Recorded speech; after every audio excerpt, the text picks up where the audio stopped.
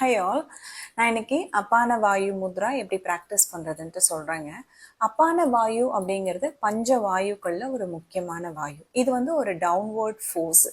நம்ம உடம்புல மேலேருந்து கீழ் நோக்கி பயணிக்க வேண்டிய எந்த ஒரு திரவமாக இருக்கட்டும், காற்றா இருக்கட்டும், அது இந்த ஃபோர்ஸ் மூலியமாக தான் வந்து நம்ம உடம்புல இருந்துட்டு டவுன்வர்ட் ரீச் பண்ணி வெளியேறுது. வாயுவாக இருக்கட்டும், gas, urine, motion, periods and குழந்தை கூட வந்து பார்த்தீங்கன்னா அந்த அப்பான வாயுவோட ஃபோர்ஸ் மூலியமாக தான் கரெக்டான டைமுக்கு வெளியேற ரொம்பவே ஹெல்ப்ஃபுல்லாக இருக்குது. இதுக்கு இன்னொரு பேரும் இருக்குங்க, ஹிருதய வாயு அப்படின்னு சொல்லிட்டு.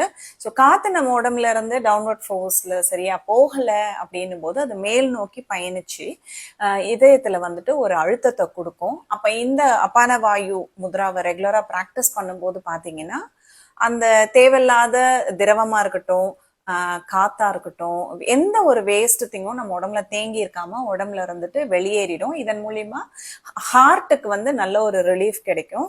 ஸோ ஹார்ட் பேஷண்ட்ஸ் கூட இந்த முத்ரா ப்ராக்டிஸ் பண்ணலாம். இந்த படுத்துக்கிட்டும் இந்த முத்ராவை ப்ராக்டிஸ் பண்ணலாம். வாத உடம்பு இருக்கிறவங்க, ஆர்த்ரைட்டிஸ் பிரச்சனை இருக்கவங்க எல்லாம், வயசானவங்கெல்லாம் இந்த முத்ராவை ப்ராக்டிஸ் பண்ணலாம். இது ஆள்காட்டி விரல், இண்டெக்ஸ் ஃபிங்கரை இப்படி ரூட் ஆஃப் தி தம்ல வச்சுக்கோங்க.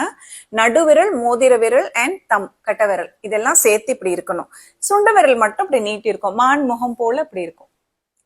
ஓகே, ஸோ இதுதான் அப்பான வாயு. இந்த முத்ராவை தான் நம்ம வந்து இப்போ ப்ராக்டிஸ் பண்ண போறோம். இண்டெக்ஸ் ஃபிங்கர் வந்துட்டு ரூட் ஆஃப் த தம்ல இருக்கும். கட்டவிரல், நடுவிரல், மோதிர விரல் சேர்ந்து இப்படி டச் பண்ணி இருக்கணும். சுண்டு விரல் மட்டும் தனியா இப்படி நீட்டி இருக்கும். இத உங்களுக்கு கம்ஃபர்டபுளான பொசிஷன்ல வச்சுட்டு பிளேஸ் பண்ணி உட்காரலாம். 15 நிமிஷத்துல இருந்து 40 நிமிஷம் வரைக்கும் இதை ப்ராக்டிஸ் பண்ணலாம். இனிஷியலா வேணும்னா நீங்க வந்து முதல்ல ஒரு 5 நிமிஷம் இந்த முத்ரால கை வச்சுட்டு ப்ராக்டிஸ் பண்ணி பாருங்க. வீட்டுல இருக்க வயசானவங்க, வாத பிரச்சனை இருக்கிறவங்க, ஆர்த்ரைட்டிஸ் ப்ராப்ளம்ஸ் எல்லாம் இருக்குன்றவங்க இந்த முத்ராவை தாராளமா ப்ராக்டிஸ் பண்ணலாம். Just hold yoga.